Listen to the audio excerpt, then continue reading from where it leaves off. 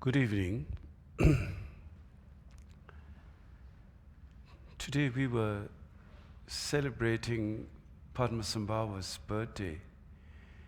Padmasambhava is one who brought, the name of her center is Padmasambhava Meditation Center. And Padmasambhava was who brought the Buddhism to Tibet from India. Before Padmasambhava came to Tibet, Tibet was a shamanistic country. And there were, at that time, as you know, in medieval time, in Europe too, when the king become Protestant, then everyone has to become Protestant. When the king become Catholic, then everyone has to become Catholic. In every country, our world was ruled by the kings and queens, and so same thing in Tibet. Tibet was ruled by the king. And in the 8th century, the Tibetan king Trisung Deutsen, he invited Padmasambhava to spread the teaching of Buddhism. And one of the main reasons for him was he was conflicted by the notion that in the shamanistic tradition there was sacrificial. And so the king didn't agree with those acts of practice. So that sense of violence which is created through the sacrifices of animals, he felt there has to be a further, deeper, a non-violence approach to spirituality than that kind of animalistic approach to spirituality. But at the same time, the king was very fair. In those days, well, it wouldn't be the same as today, the freedom of religion, you can do whatever you like. Today we can do anything. We can probably have, one of the famous American pop singer, like you can put on top of a lineage. And there's no one to say anything. So the king, he invited all the Buddhists on one side and the shamans on the left side. One side, right side is one, let's say Buddhists, and one side is the shamans. And then he said, now I like the highest Buddhist teachers and the shaman teachers to have conversation, to have discussion and debate. And whoever triumph, that will be the national religion of Tibet. Kind of fair. He just didn't make decision his own idea, but he wanted the best for his people. So when that happened, then Buddhism won the debate. And whether it's in philosophy, whether it's in the debate, whether it's in dialectical, in all segments of the teaching, Buddhism triumphed on that. So then the condition was, from the very beginning, whoever loses has to give up. Either you join the victorious party or you leave the country. Because according to Buddhist teaching, you cannot kill someone. You cannot, that is the decision that both agreed before. Whoever will win, we will respect that and allow that. And if you don't join that, then you leave the country. So that's what happened in Tibet. So the shamans lost, And they were exiled, means they have to leave Tibet. And I think the places like Khotan today, which is near Kazakhstan, number of those Central Asian countries, the Bon, which is called the shaman teaching is called the Bon religion. So they have to leave Tibet. And those were, within the Bon, there was a white Bon and a black Bon. Black Bones were the who did black magic, and they were exiled. They cannot remain in Tibet. While the white Bones, like healing practice, there are a number of things, rituals and ceremonies, which are non-violent in nature.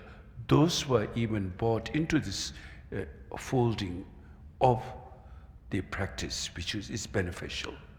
So those were called the white Bones.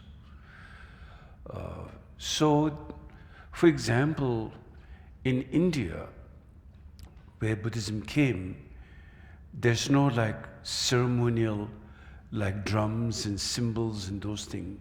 Those were all adapted from the Bon tradition in Tibetan Buddhism. So Padmasambhava, he's known as the second Buddha, he allowed all these skillful means which can be beneficial for people. They can remain, those tradition and knowledge can remain, but anything to do with black magic, harmful, killing, sacrificial, that is not allowed in the king. That was the condition they made before, when both of them went to debate, that whoever loses, that they have to give up that view. So this is what happened in Tibet. So today was a special day of Padmasambhava, and Padmasambhava was very important in the Vajrayana teaching of Buddhism, which is the esoteric teaching of Buddhism. Without Padmasambhava, then the esoteric teaching of Buddhism will never, if I say never, maybe that's too much to say, but it's almost would be hardly ever visible today in the world if it's not for Padmasambhava. Because if he didn't come to Tibet, first of all, I wouldn't be sitting here, and you wouldn't be sitting here too. And this center is named Padmasambhava Meditation Center. That's the lineage which I belong. And the lineage is called Nyingmapa in Buddhism, Tibetan Buddhism. Nyingmapa means the ancient one, and that's the tradition of Padmasambhava. And one of the greatest contribution Padmasambhava made, that he transformed the whole country from sacrificial shamanistic tradition to, as you know today, it produced great teachers and masters such as Dalai Lama, who is internationally renowned. Who is Dalai Lama? Everybody knows who is Dalai Lama. And so many great teachers who came from that country, men and women. So the entire focus in Tibet until like 1940s, until Second World War, was completely on spiritual. So Tibet did develop, I think, one of the highest level of spiritual attainment this world has ever seen. But then on the material side, way backward, because all the focused mind and spirit and energy was all invested in spiritual practice. They didn't even know how to make a bicycle in the 40s. But they have tremendous inner spiritual quality of rainbow bodies, of yogis, 6 yogas of Naropa practice, where there is inner heat. You can melt the ice, astral travel, foreknowledge, intuition, tremendous spiritual qualities, because the entire country went after this, the spiritual achievement and spiritual practice was regarded as the highest.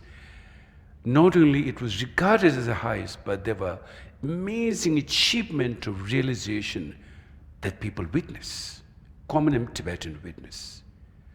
What we witness in the industrialized Western nation, the industrialization that common people witness, in Tibet people witness spirituality, the highest level of incredible, like from great master of Milarepa to Padmasambhava,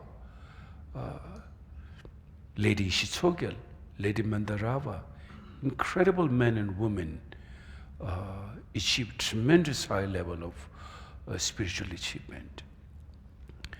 And now today, you can have some speck of idea from the books which are coming out now in the Dharma. There are many Dharma teachers, books are coming out. So you have some notion of what spirituality really means in our life. Because so far, Buddhism is fairly new in this country. Though Buddhism came before Christianity in the world, but in this part of the world, Buddhism is still new. I think it's been the last 100 years, or perhaps less than 100 years. But within the span of 100 years, there have been a big transformation, and there has been, and now today more and more, because books are available, teachers are giving teaching, so people are more aware of what Dharma is, and what Dharma talks about, and how the Dharma relates with our life, with ourselves, with our mind, with our day-to-day. It teaches us how to work with oneself and work with others, how we can finally find happiness. That is the really main meaning of the Dharma. Dharma is only one aim, and that is achieving happiness, how to achieve happiness, the methods, how to achieve that happiness through different methods. That is what Dharma is about.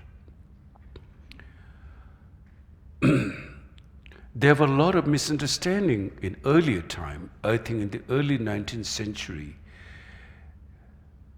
the missionaries who went to Asia and Tibet, they thought Buddhism was an idol worshipper,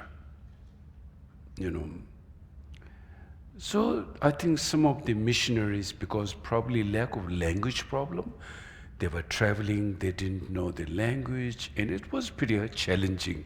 It's not like today you have internet and you can learn the different language and, buying this thing and or the automatic translation now, Now you don't have to know anything. All you do is say something and press a button, and what it meant in Chinese, it will show up, or in German language or in French language. But those days, it was very challenging. So I think lack of communication, lack of language skill, and perhaps also in certain way, in certain ignorant way, and then they just decided, oh, Buddhism is idol worshipper. So that is absolutely not true. It's actually very childish, I think. Because if some Christian missionary will call Buddhism an idol worshipper, then the Buddhists can also say the same thing. The Christian, you're also idol worshipper, because when you see the cross, why do you kiss the cross? That's just a piece of metal. Of course, no Christian will kiss a piece of metal. They try to kiss the spirit of Jesus Christ. That's the real meaning. Who he represents, his compassion. Same thing in Buddhism. When one sees when one sees the statue of Buddha, it reminds who Buddha was, how he saw the futility of life, and how he seek, the wisdom, and how he seek liberation, and what practice one is to go through in order to seek liberation, the practice of compassion. So, you see, it is really misunderstanding. And so it's very important for us to have an open mind and respect all the good thing of all of the tradition without making a sense of ignorant judgment on that. So, just a simple background. And those are not very important, you see. We spend so much time sometimes fighting my religion, your religion. Oh, you don't believe in Jesus, you go to hell. And if you don't believe in Buddha, you go to... Those are all childish, I think, stupid talk. As far as I'm concerned, it's a stupid talk. You got to change yourself. That's the main thing. You leave yourself completely aside with all your heaps of your garbage, so to speak, all your package of neurosis. And then you're fighting about some religion. What good that is to? It's like instead of eating the food on the plate, you're talking about, something else. You're arguing about how to solve hunger. While the food is right there, you're not eating it, and then all you're doing is fighting about, something unnecessary. So, the main point of Buddhism, the word Buddhism means inner one. You look at yourself, you watch within yourself. That's what, if you're going to change, you can only change by changing yourself. You try to change the world, you cannot change the world. I mean, we have seen that. We have seen the kings try to change. We have seen communists try to change. We have seen the Russians try to suppress the religion, and they didn't able to succeed. We saw the Chinese trying to do the same thing, but they didn't succeed. No one can succeed by suppressing. In fact, there is always a revolution after that. So if we have to change the world, first we need to change ourselves. And that is the core of the issue here. It's not blaming other people, but rather look at oneself. And that's the first thing and the right step, how to practice spiritual practice, is to look at yourself. That's mean look at who you are. Look at your mind. Look at your weakness. Look at your neurosis. Look at, do you have an anger problem? Or you have a jealousy problem? Or you have an envy problem? Which is your most predominant neurosis?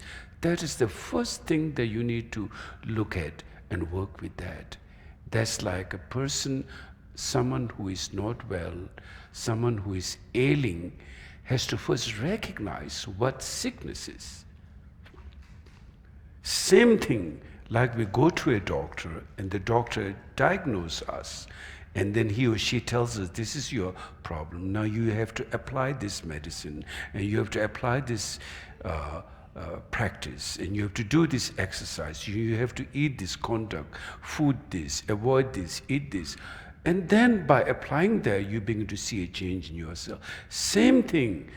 The Dharma is not about judging other people.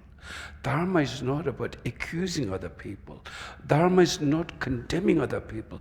Dharma is to look ourselves and change ourselves. That is really the meaning of the Dharma.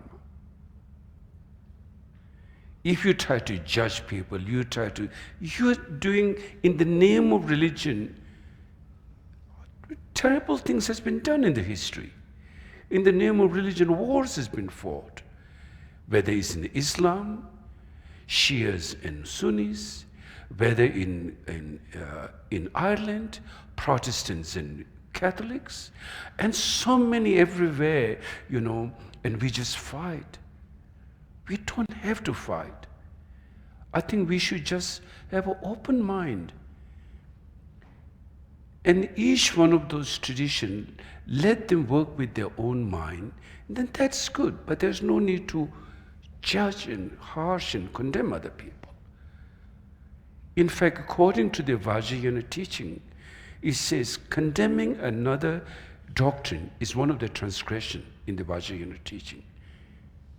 Because when you really look at how our mind works, you see, we have so many different concepts. In fact, different concepts at different time, We sometimes say, oh, I was at the right time at the right place. And we also say I was wrong place at the wrong time. We have a saying, wrong place at the wrong time at the right place at the right. It shows the the changes we go through. And when we go through those changes in evolutionary, we have different perceptions. What you feel good about today, you like some country, you like some places, you like a person, but you may not like that person later. It's the perception, how your conceptual changes.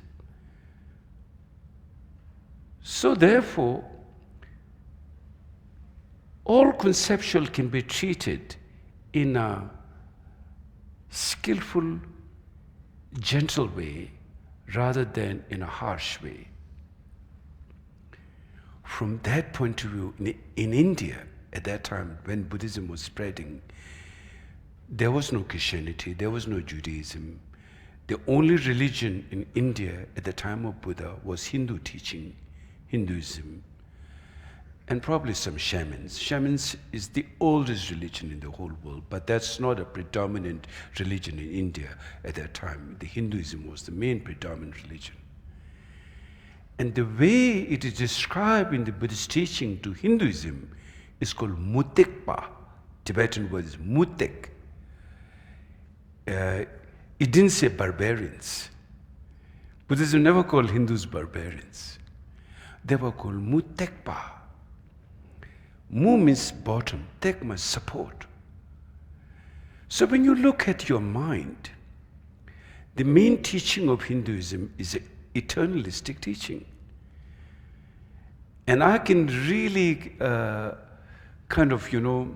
we can all say, in fact, there are only three views that exist in this world. It doesn't go beyond those three views. One is eternalism, one is nihilism, and one is the middle path. You can comprise all the views, either it falls into eternalism, or it falls into nihilism, or is between eternalism and nihilism. It cannot go beyond those three things. You can have any, whether it's shamanism or Christianity, Judaism, Hinduism, Buddhism, or any ism you can make new one or whatever, it still will not go beyond those three categories. It will fall into one of those categories. So then when you really look at between eternalism and nihilism and the middle path, that you have to figure out, And let's say you are an eternalist. Though Buddhism will disagree with the eternalistic view, and needless to say about a nihilistic view, but Buddhism appreciates eternalistic view. That's a big difference. Buddhism really appreciates, because we know that everyone has a different, though our minds are same.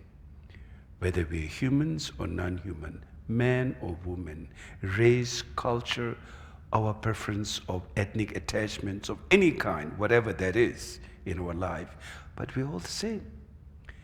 Same feeling that we want happiness, and same feeling we want freedom and liberation from all our suffering and all our confusion is universal. We can't say, oh, you are smarter, therefore you deserve more happiness, and I'm a little bit stupid, so I deserve less. No one ever says that. I want exactly 100% happiness like you do. Whatever my status, my background, my sex, or my preference of life, we all want just simply happiness, and we want liberation right now. And some would go to a creator, some will think, well, I will gain that happiness by being atheist, some think that I will gain that happiness by being in the middle path, and some think I will gain that probably, in a nihilistic view. People have different conception, different perception in their mind. So now when we come to study So before I go to the next stage, how Buddhism appreciates eternalistic view. It says in the teaching, eternalism is much higher than nihilism. Because nihilism is basically like a suicidal approach.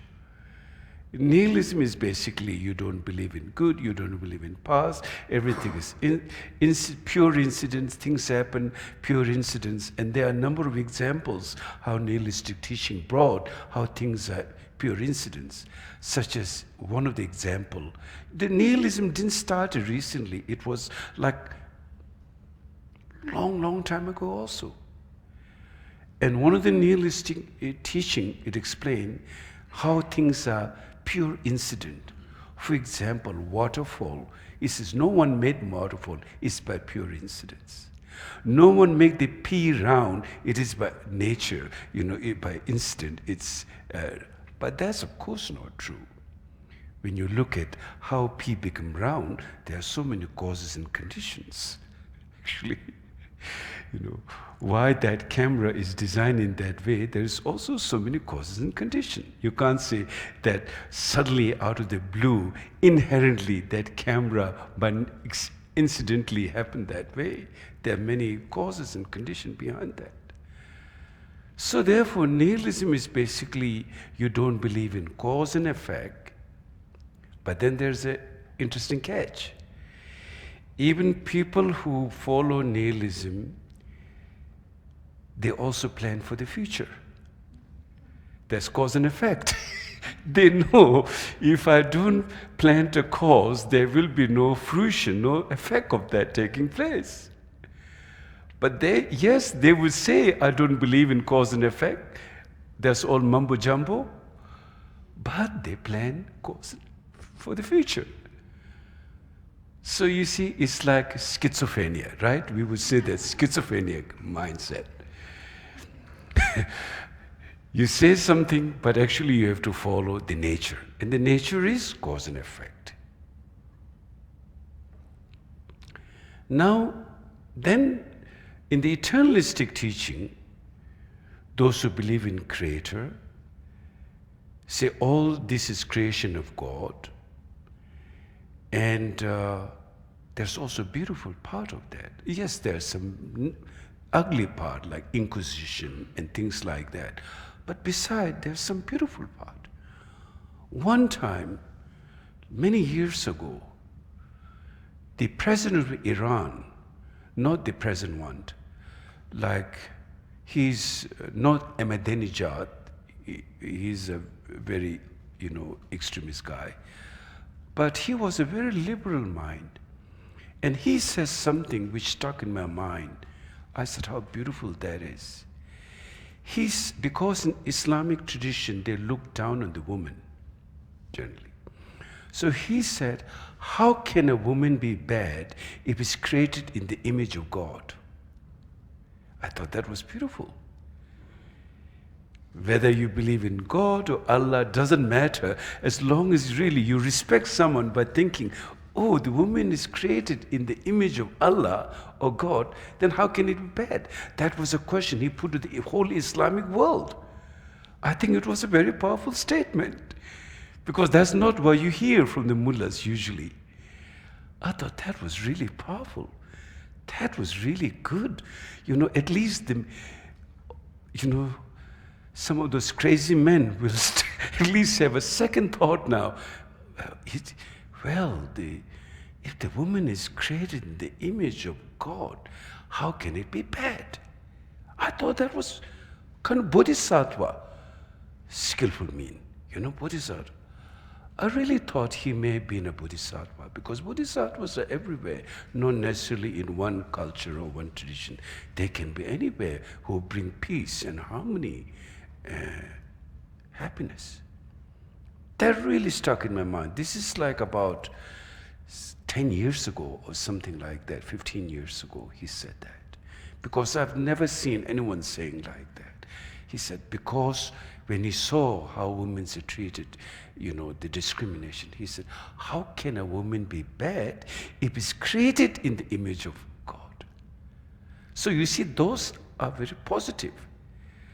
So if one begin to look at life like stages of many things in a positive way, in the eternalistic teaching, so Buddhism always appreciate.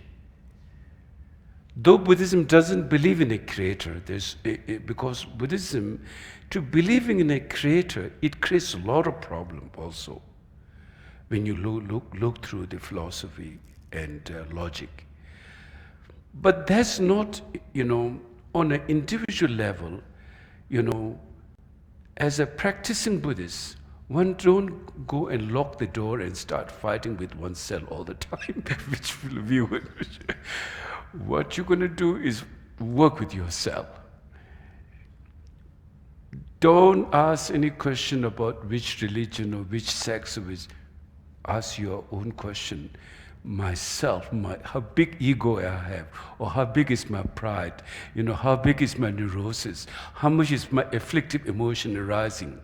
Because that is the core of the issue. Who is stealing your happiness? Who is taking away your happiness? But who is deceiving you is your afflictive emotion. Your suffering comes from afflictive emotion, nowhere else. That's directly linked to you, between you and your experience of emotional happiness or your suffering is your mind. The more negativity and confusion and obscured you are, the result is suffering and pain and anxiety. The more clarity you have, the result is joy and happiness. So that is really the core of the issue. The core of the issue is not philosophical debate. The core of the issue is in the Dharma, is work with your mind. Don't judge others. In fact, there's a prayer by one of my teacher, Chhoje Rinpoche. It says in that, please bless me not to look at the fault of others. Bless me to look at my own fault. Our problem has been to this day is by judging and looking at others' problem, others' fault. And there's a saying, your own faults are like a small, dewdrop. Oh, sorry. Your own faults are like a mountain. You don't see it. Others fall like a dewdrop, you see it so clearly. And then you judge, that's you did this, you did that. We always blame, something. And therefore we are stuck here. The result is here we are today. We are never able to free from our neurosis. The causes of our suffering, they exist. Result of anxiety and suffering, confusion does exist. Why? Because of not seeing one's own neurosis. There is a full line in the Dharma. What is Buddha Dharma? If somebody asks, what is Buddhism? The commentary on this four line, the Tibetan word is Dikpachiyang Michaching, Gewa Pusum Soparche, Rangi Simni Yungsu, Dinisangi Tempain. Do not create any unvirtuous, means by directly or indirectly harm in any way. Do not harm, do not create any unvirtue which brings suffering to others. Create virtue through our body, speech, and mind, directly or indirectly. Subdue your own neurosis and your afflictive emotion. Eradicate the ignorance, which is the birthplace of all this afflictive emotion. And once you're able to do that, that is the Buddha Dharma. There is no other Buddha Dharma beside that. Dharma is not outside of your mind. Dharma is your mind. Your basic goodness is the Dharma. There's no other Dharma beside your basic goodness. That's the definition of the Dharma. Dharma doesn't lie outside. Dharma is in your heart. when you are able to transform and transmute our ignorance, then you see clearly, and that leads to liberation. So then when we talk about liberation, and when we talk about happiness, when we talk about how to eradicate suffering, when we talk about suffering, just talking about suffering, it doesn't do anything good. In fact, it's like reminding you of suffering and suffering and suffering can make you more anxiety, When we talk about suffering, we also see, you have to see, you need to discover, and you need to see, is there an end to suffering or not? Is it possible or not? If you can see there is an end to suffering, and it is possible to end to suffering, then it makes all the sense in the world now why you need to go after that and work with that.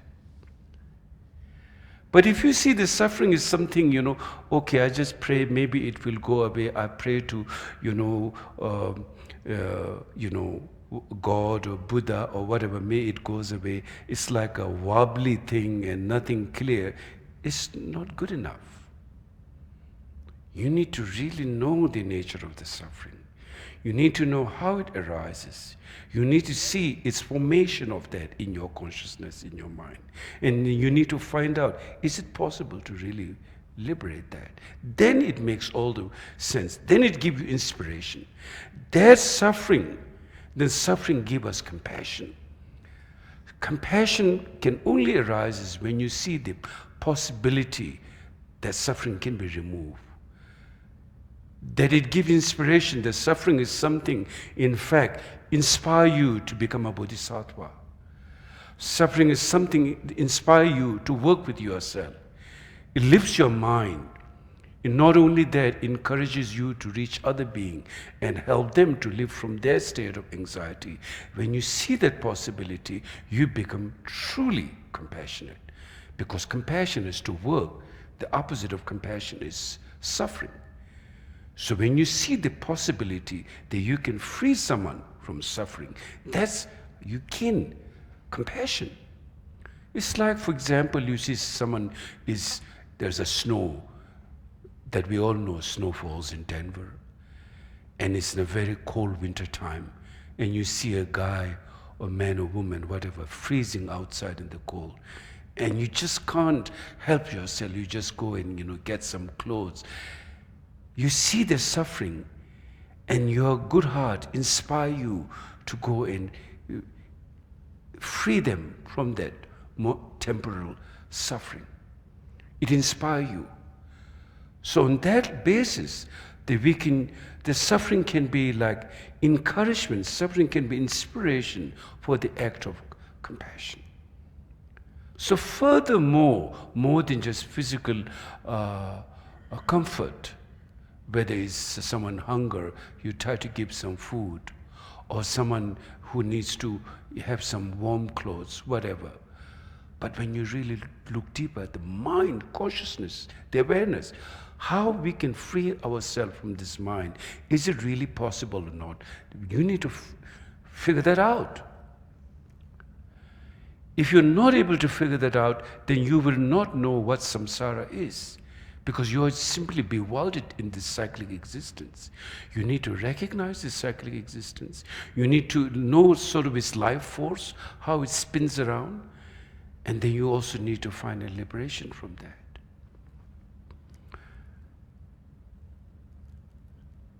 So that's why we as a Dharma practitioner, Dharma can be practiced by having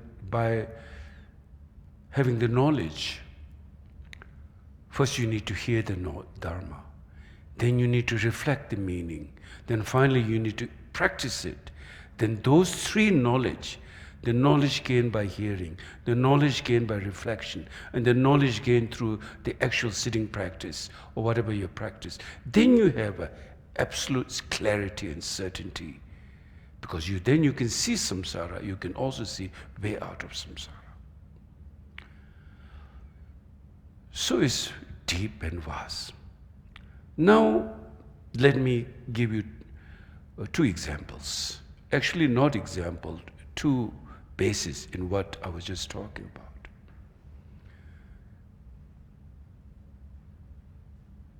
Our day-to-day life experience are all based on circumstantial situation.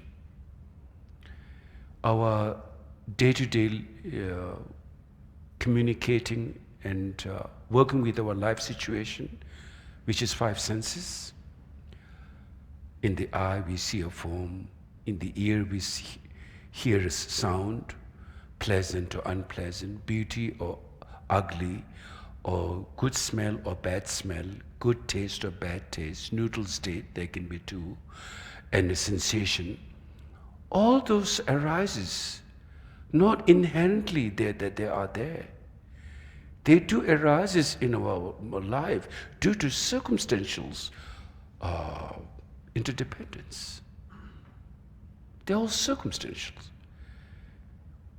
So this is something very interesting when we talk about circumstantial experience. But even things in events and experience of pleasure and pains are all arising due to circumstantial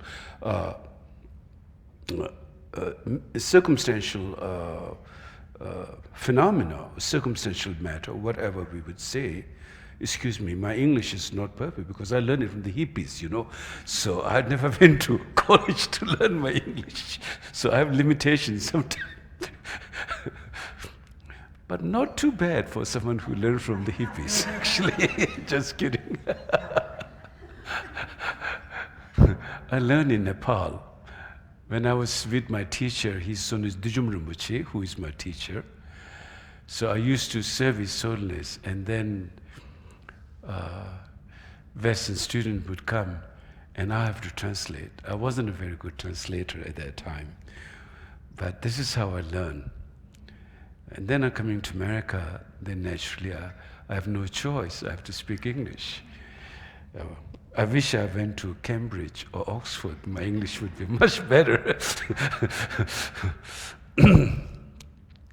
So, circumstantial factor is circumstantial. So circumstantial engagement, through that, your pain and pleasure arises out of that.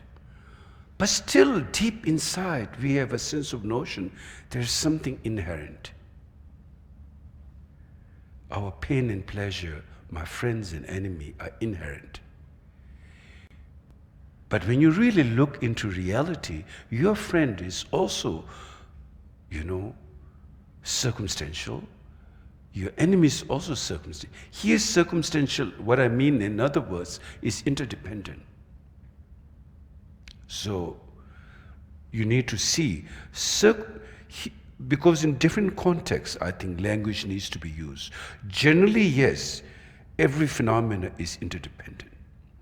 But then circumstantial, how things comes into life, into phenomena, what makes them phenomena, is your engagement, how it happens through circumstantial. There is nothing inherently something bad or inherently something good. It's just circumstances create that situation.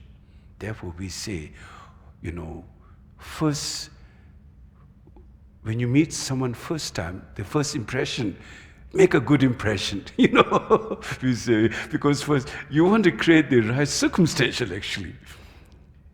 If the things and phenomena has nothing to do with circumstantial, then we would never have to worry about the first meeting, because they're inherently there. Whatever that is good or bad, bad will be always bad and good will be always good. There's no such thing in phenomena. Bad is always bad and good is always good. Things changes.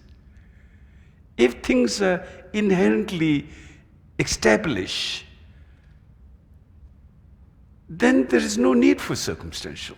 There's no need for interdependent. Then we would call them independent state, inherent state. Then a good person will always be good no matter who meets, and a bad person will always be bad no matter who meets. That's never the case. It's all circumstantial which creates that good and bad experience. So when you see, now what's the benefit? In Buddhism talk about interdependent. What's the benefit of realizing and understanding and finally realizing the interdependent?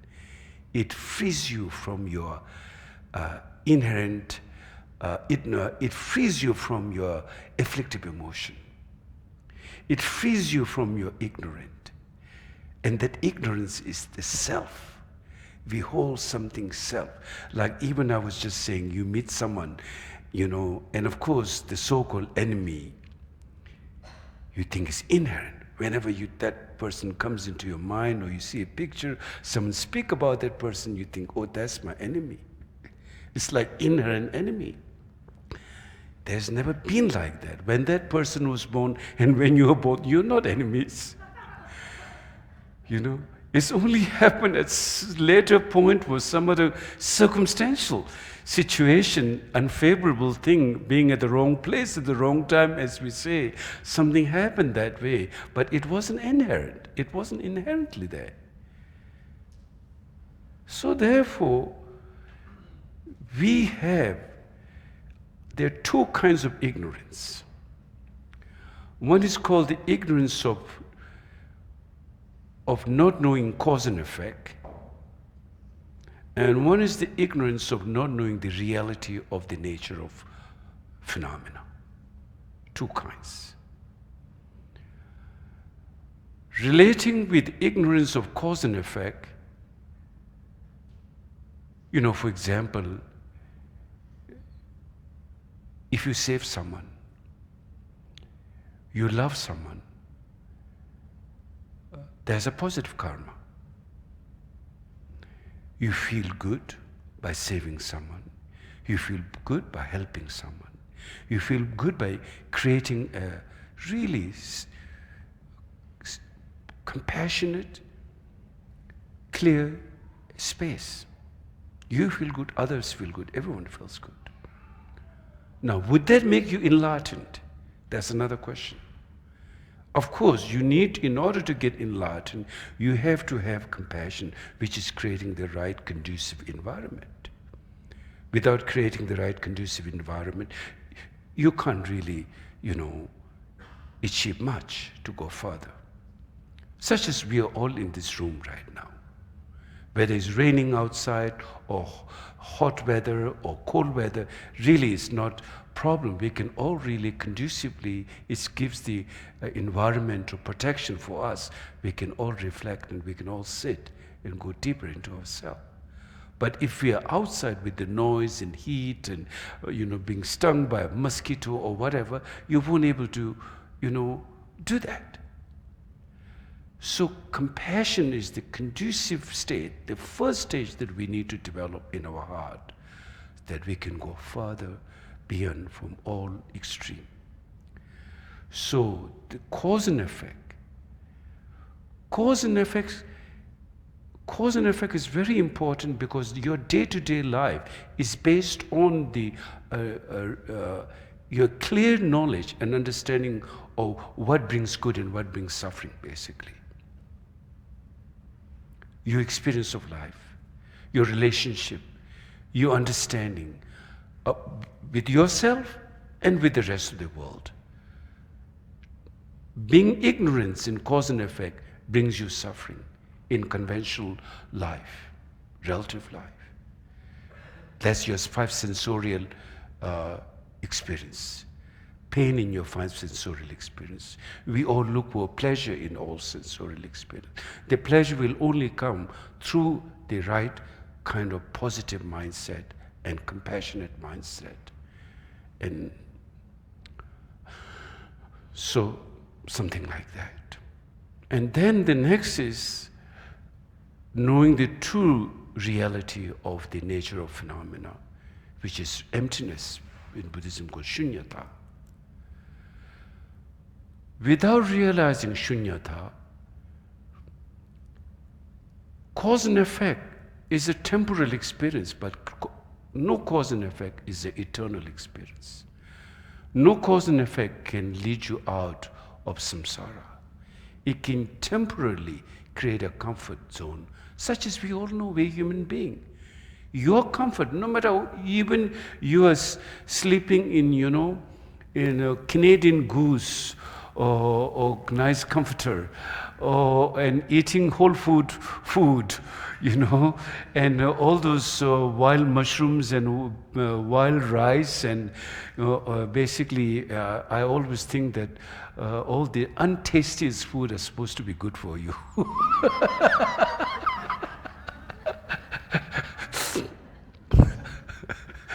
All the tasty food is not good for you. Always go and look where there's not so tasty food, raw things, they're very good for you. So no matter what you do, whether you eat those raw food or sleep in a Canadian goose comforter, it'll be until you are alive. The day when your body, you are dead, is there's no longer, it cannot serve no more. The very body that we are so attached and we care so much, and then we do all kinds of things for that. But the day when you die, that very same body, your loved ones will put you in a different room alone. And after 2-3 days, they're going to put this smelly body and then try to get rid of it as quickly as possible. And you cannot also take with your body. You have to live alone. You have to get out of this body. Everyone who is born has to die. Not only you have to leave your body, but you also have to leave the idea of who you are as gradually time goes by. So then the consciousness roams alone, by itself, alone in the universe. So no matter how much cause and effect we can create, the point is, no matter, we can become a universal monarch or empress, but there's still limitation to that. There's limitation. It's conditioned phenomena. You can become a monarch. Let's say you live for 10,000 years. Empress or emperor, whatever, but at the end, there's an end after 10,000 years. So same thing when we look our here life in America, the world's most powerful country, the world's most advanced country.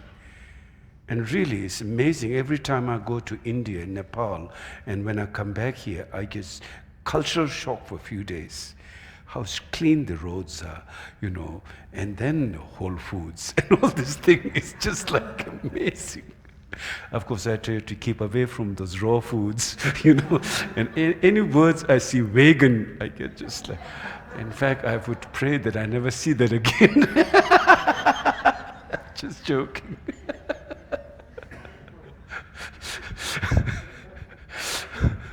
But it's supposed to be good for you. So even here, being born in America, the lifespan is same with the rest of the world. Perhaps people live few years longer. Now the lifespan is 80, 90, let's say 100, but then the futility of life. And within that life frame or time frame, within that time frame, people go through a lot of things. In fact, our society, which is based on so much speed and energy, it creates more anxiety. I feel more suffering here than I feel in India and Nepal. I'm much happier in India and Nepal. Why? Because the speed is less. You go to Canada, you are more relaxed. The moment you step into America, everything is like buzzing. It's really something is so much energized. There's so much. This country is so powerful. I think you need a strong mind to settle down. And of course we can settle down. But the point is, the speed and technology which is getting so advanced is not giving enough time for us to catch up. I think our newer generation children are able to catch up faster than the older generation. I see a little girl, who can use the computer game. My niece, she would know everything to open my iPhone, while I don't know. The only thing I know is to see a news, send an email, and make a phone call. That's it. I still don't know how to put the name and number properly. I have to give my phone to someone. Can you do it? So, the younger generation, perhaps, their minds are more in tune to this time. But for us, if you look at the fundamental idea of the cell phone, it's supposed to give you so much time. You do it quickly, and now you have more the time to relax. That's what is fundamentally, that notion is like that. But now it makes us more busy. Like, it's so addictive. Even you go to the toilet, you have to carry. We're consumed by the morning first thing. Where's my cell phone? What's the news? Who called me? Where's it? So our minds get so wrapped up in speed and energy. It's taking away our sense of joy, sense of relaxation. So therefore, practice of meditation, we need to make a discipline every day that first you generate bodhicitta mind, and then you really need to sit. Make a discipline. Otherwise, you'll be crazy. All those information and all those thoughts, all those ideas will all stir up your mind. The more mind gets stirred up, the more afflictive emotion will arise. The more afflictive emotion arises, the more anxiety, instability, suffering, confusion will arise. It's natural. It's natural. So therefore, it's very important, when you do your sitting practice, you should, this time is for myself. Not for my cell phone, not for this, myself. And you leave the whole thing, no matter how important. And since in America, it's the land of the democracy, you don't even have to answer, even President Trump's call you. Which you can't do in North Korea. If Kim Jong-un calls you, you have to answer right away. In America, you have the freedom even to call back or not. So you see, we have so much freedom in a way. So we need to really have our mind in a good state. That is very important for our happiness and for our spiritual development. So those who have received meditation on the nature of their mind should always look at their mind. That is one of the most powerful things. Even you are reading books, even you are reading a cell phone, even you are eating, even you are walking, even you are talking, you should always watch the nature of their mind.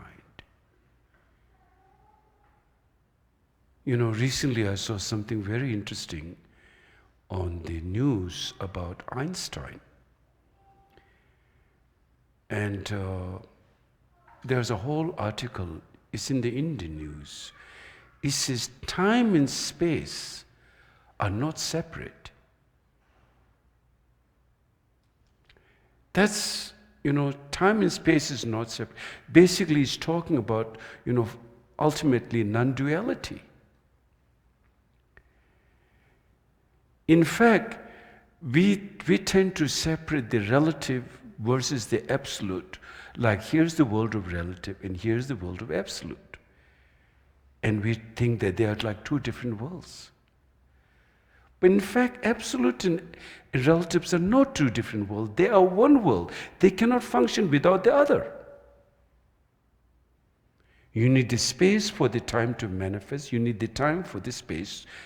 Otherwise, no movement will take place in a time if there's no space. So, space and matter.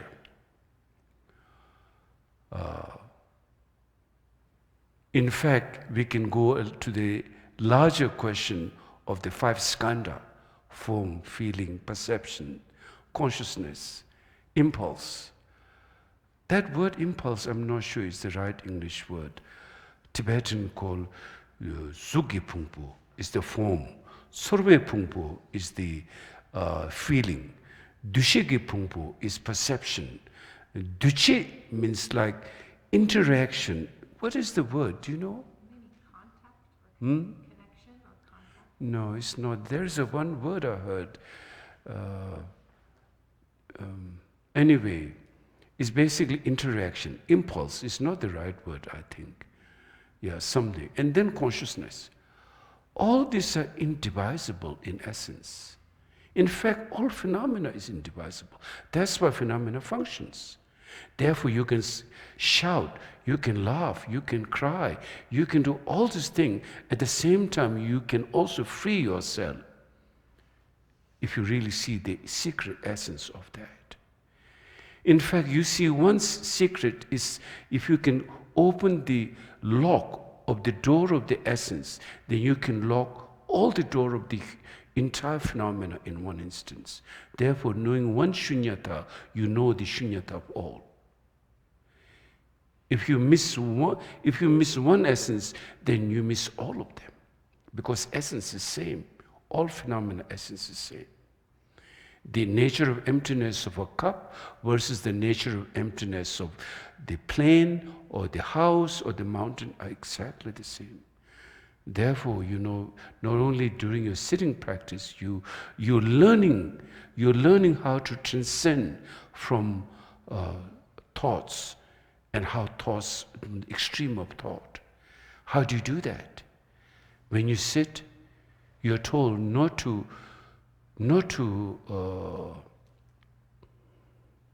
get stuck or not to engage. No, non-engage. Not to engage or non-engage with your thoughts.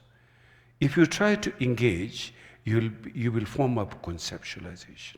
If you try to non-engage, you literally do that, you're suppressing. If you suppress your thought or you run after the thought, both are wrong. So there's got a wavering mind and stillness mind. Right now the stillness is a problem. We have wavering minds so much. Either the thought is gone in the past or our thought is gone in the future. The present is very difficult. Nobody is able to remain in present. Always either in the past or in the future. Wavering mind. How to make the mind stillness? That's what you need to do, sitting practice, and come to that point. Now what does it say is the method, how you deal with your thoughts. This is what you learn in meditation practice. And the example, traditional example is, if you stir up on a beach sand, it will get very murky. And the most people approach to how to sort out their mental problems, their emotional problems, or their life situation, anxiety, anything, is to stir up more. You think more, you try to do more, and the more you do, the more it gets stirred up. It's like that water. The more you stir, you try, oh, I should clean this water more. The more you try to do that, the more it will stir up. All the sands and, the earth will come up and murky the water. So now what you have to do? You don't have to do nothing. You just simply be open, and all the dust and sand will go down, and the water will become clear. Likewise in meditation, you don't go after the thoughts, or you don't try to suppress the thought. You're aware, you're not stupid. You're aware, but you're not, you're like in complete openness, and just being with your mind. Then thoughts are like the waves. Mind is like the ocean. And the waves can come and go, but wave had no other place to go rather than ocean itself. There can be all kinds of thoughts arising, but it will all dissolve in your mind space. Because that's where it came from and that's where it will dissolve. You don't have to do anything. But at the same time, you have to be mindfulness. Not doing anything is the most difficult, actually. We always, the moment you are told to sit, even for a moment, we get agitated sometimes. Oh, now I shouldn't do anything. I should not do anything. Then you really push yourself not doing anything. That's again doing something. So, but it will come to you. At the beginning, it may be like that. As you sit one day, 2 days, at some point you will come to the stillness. You will begin to connect to your mind. And then it's like opens up everything.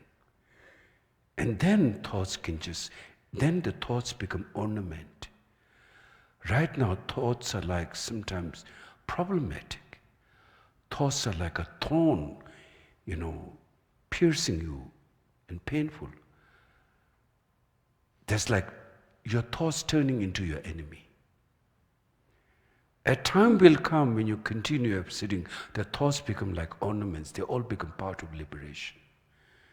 At that time, then tremendous joy and wisdom, and then this inspiration to benefit, at that time will come into you. The skillful will arise into you. So that's all within you. You have that quality inside you. You just have to do it the way. So something like that. So let's do a sitting practice now for a few minutes.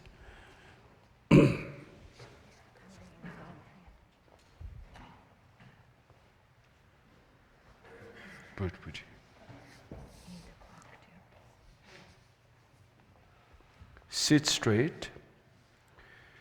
Make yourself comfortable. Your shoulders should be relaxed but straight, not uptight. Nothing should be uptight. Totally relaxed. Your body is relaxed. So think about now. The zafutan, which is in Japanese language, the way you're sitting is called zafutan. You should say, on this zafu is my body. In my body is my mind. And the mind relax, like drop it, like you drop it, rope, like you drop the whole thing. Don't go after past thoughts. Don't look for the future thoughts. Don't try to suppress your mind. Just be natural. And now breathe. When you breathe out through your nose, and then you breathe in. So your mind is just with the breath. Very simple technique. You don't have to do no prayer, no anything. Just simply be with the breath. When the breathing goes out, you're aware. When the breathing comes in, you're aware. And of course, you may not be able to just be with that. You may have a thought. A thought will arise, no matter what. When the thought comes, normally what happens, we run after the thoughts. We engage with the thoughts. Then it becomes so many things. And here, moment thought arises, you recognize the thought, no matter what the thought is, whether spiritual thought or negative thought or thought about eating or thought about doing something, it's just simply a thought. And then moment you see that as a thought, it will dissolve. And so you remain straight. And now there are two problems in practice of meditation. One is the mind, too much excitement, and one is mind getting drowsy, sleepy. That's not good. The sleepiness should never be allowed in practice of meditation. When you feel sleepy, you should need to wake up more, sit more straight. And sometimes you can move your eyes to the left a little bit, to the right a little bit, and then come back. And your eyes watching on the tip of your nose, not in a penetrating way, but very relaxed way. Like not pointing to the tip, almost like touching the tip of your nose, but like a 1 meter ahead, sort of. Your mind is relaxed there with your open eyes. And then, so you go, just mindfulness with the breathing. Okay? Like that.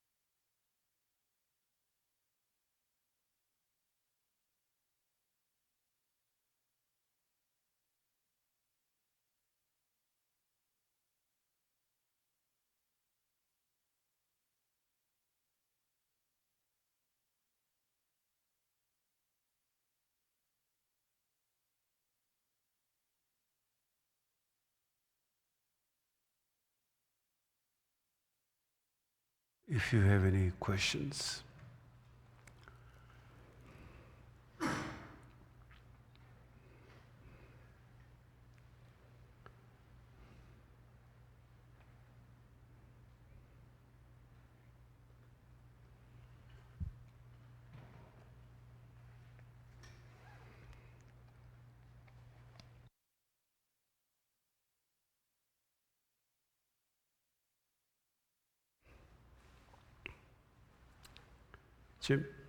Jim, here, to this lady. Can you explain a little bit about sunyata? What it means?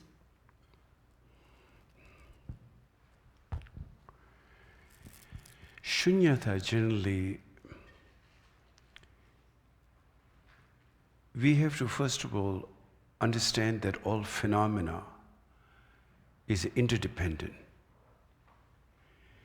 So when he talks about interdependent, that means there is no independent. The absence of independent in all phenomena is shunyata. There's understanding of shunyata. Understand? Yeah, kind of. Slowly. But you see, we think that everything is so real. I, self is so real, this table is so real, everything is so real. There's something so strongly that, this has been built up from so many lifetimes, the consciousness. And we built up so much habit. And in fact, this habit, when we sleep, it comes in our dream. Right now, the daytime we can say is the coarse, gross habit experience.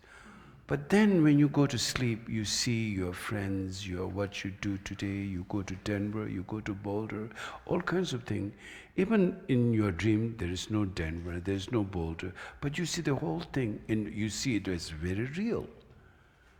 So we hold on to all these things, so fixation.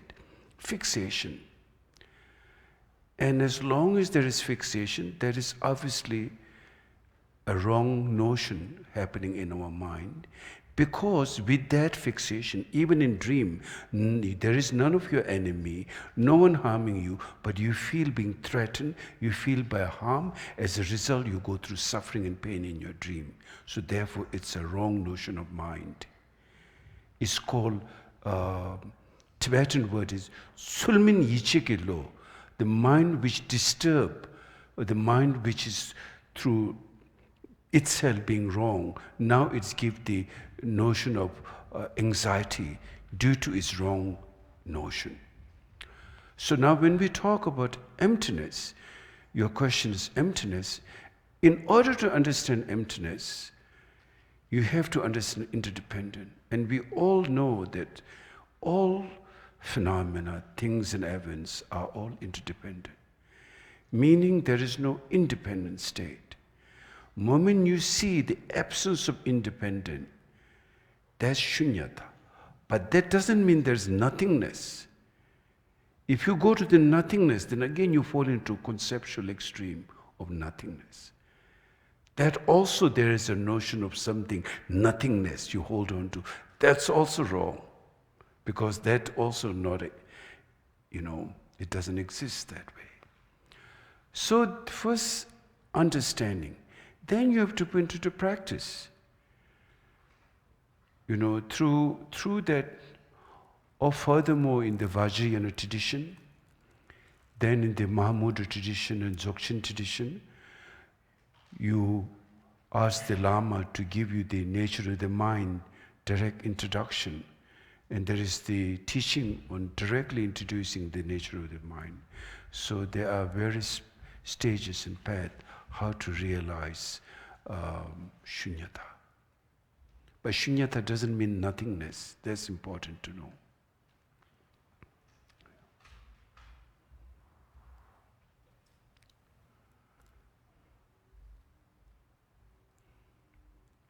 Okay, very good. So then, thank you. It was wonderful we all, it's wonderful because we all trying to understand our mind. We understand this whole phenomena, in fact. How does it arise? How does it happen? And one important message which I've been giving all the time, practice more compassion. Be gentle, be kind. Try, if there's a saying, if you sums up the whole Hinayana teaching, there's one word, do not harm others. No matter in any way, if you can help someone, don't harm others. And the entire Mahayana teaching in one sentence, benefit others. Now obviously in the word benefiting others, not harming is included in that. But not harming doesn't include benefit others. Yes, you're benefiting yourself. There is some benefit in not harming others, but you're not making the benefiting others as the main practice. So there's a larger picture of the entire Mahayana teaching based on benefit others. So you get more inspiration, you get more skillful. While in the Hinayana, you try to be a good person. In fact, they are called there's a teaching of Adisha, which talks about the Kipu Chewa, Kipu Dingba, Kipu Tama member, means superior being, mediocre being, inferior being. Inferior being is someone who is just very concerned for, oneself, one's own self-liberation. And the greater being is someone who others cherishing more important versus self-cherishing. So when you cherish others, you're naturally included in that actually. But we don't look at that way. We think of ourselves so much all the time. Me, all the time. And this me has taken the center seat in your life of everything. So therefore our views get so narrow, our minds get so limited, our visions get so limited, because the me obscure the larger picture of what is there. So do Tonglen practice. And as I said, if you can help, try not to harm, in your day-to-day life experience. And slowly you will see deeper, your mind will open up bigger and bigger, and your sitting practice and practice of compassion, in together, it'll be very powerful, big transformation in your life. Thank you. Okay. So let's do the world peace prayer now. Do everybody knows or?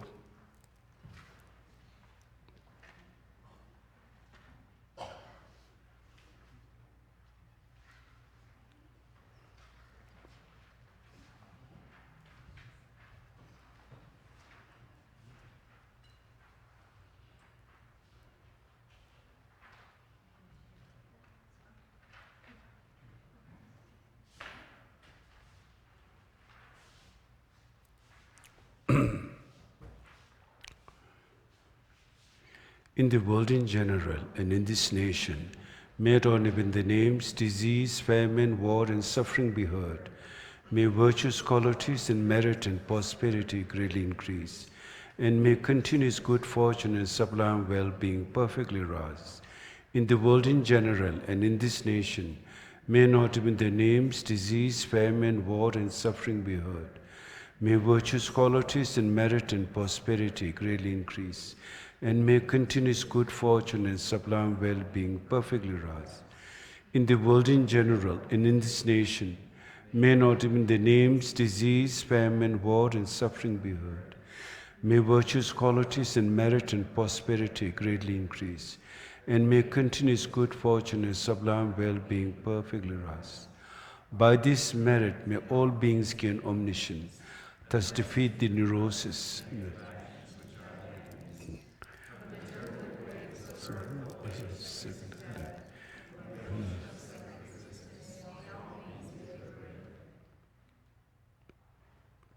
Thank you. Okay. So most probably then we'll give next Thursday. And then on this Tuesday is a lunar eclipse. Recently we have a solar eclipse and lunar eclipse. Solar eclipse, it says the good and bad, whatever you do, it multiplies into 100 million. And lunar eclipse, it multiplies into 10 million. So I would ask you, try not to do any bad things on the lunar eclipse. It's going to be 10 million times. And if you do good, it's also 10 million times. So I'm planning to be here that day. We're going to do Tara practice and Padmasambhava practice, our Lokeshwara practice. It starts the 12:43 afternoon on Tuesday. And it ends at 6:17 in the evening. So you guys can hop in and out if you like. If you don't, because you have to go to work. If you're free, come and join us. And if you're not, I will hold you all in my prayer. And so that's what we're going to do on the lunar eclipse. And then we have the prayer wheel recently. And that's a very special prayer wheel. In Nepal and India, you see this big prayer wheel. That's called 100 million. But now, what is this technology called? Microfiche. We have 1 billion mantra in each one of them. And the energy that produces is got healing mantra, it's got Padmasambhava mantra, Chinrezi mantra, Vajrapani mantra, Buddha Amitayus mantra, Vajikilaya mantra, Lainati Dakini mantra, full to heal and tremendous powerful energy. So before you leave tonight, you can spin those clockwise, not anti-clockwise. And so on Tuesday, that's what we are planning. So, you're welcome. I will be here from 12:40 something until like evening. Okay? Yeah. Is that what you want to say? Did I took it away from you? Okay. Yeah. So it's good to do. So even if you're not here, also it's good to, I really would recommend, like in Colorado, there is a food bank. Okay? There's a food bank here. And the food bank, each food costs 25 cents. So, 25 cents you can buy a food to someone in need. So we try to sometimes organize and we make donation to the food bank. And it's 25 cents per meal, I think there's a whole bag, there's, all kinds of, of course it's not from Whole Foods, but it's from, different thing, which is good food, and people get that, so we try to do that also. And so also we do like life-saving on that day. So if you like to engage with that, do that, I think you should contact. Usually fish liberation, life-saving is done by Tara in California. And then here you can contact Genevieve about the food bank. And and here's Tracy also, you guys can talk. So it's good to do those because, we need to accumulate merit. Merit is very important. Learning how to be kind and compassionate. So increase your merit that day 10 million times. It's a great opportunity. And also, as I said, bad things. So, I think it's good not to that day try to be vegetarian. Try to be vegetarian and try to avoid alcohol drinking, which makes you crazy, things like that. So they'll be good. Yeah. Now pot, I don't want to talk. It's legal now. But better not to smoke, actually. Okay, thank you. Everyone can also please enjoy the feast. Take what Yeah, you wish. please take with you. chalk. Please take at your home, collect from there.